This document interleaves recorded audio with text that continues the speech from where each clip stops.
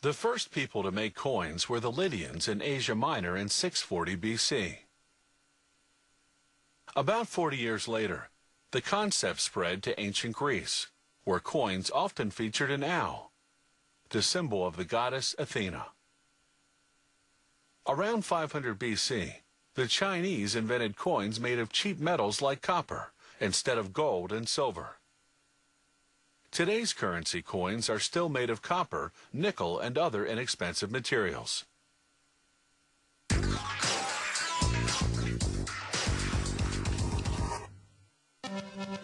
The Mint manufactures collector coins using sterling silver, as well as sterling scraps left over from making other coins.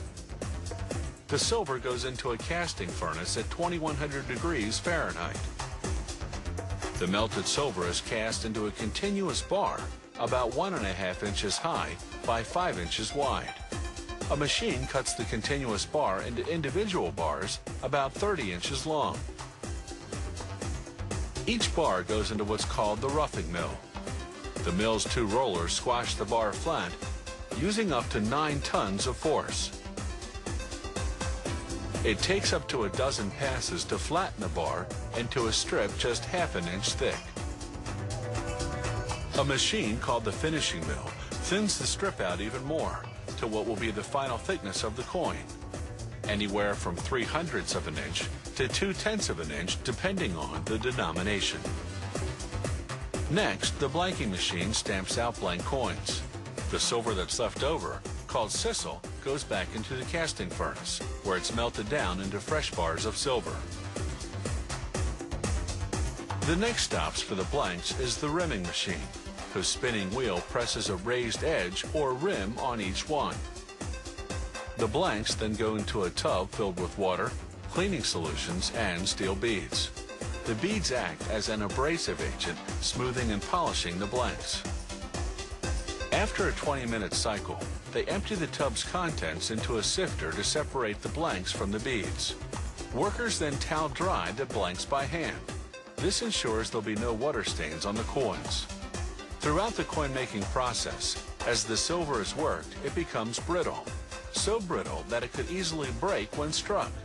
That's why, at several stages, the metal goes through an oven called an annealing furnace.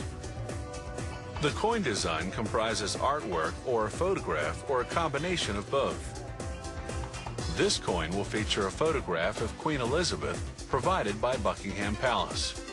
The artist uses a computer program to design a collage of various elements. Once Mint officials approve the final design, the process of engraving can begin. They take a plaster disc that's 10.5 inches in diameter.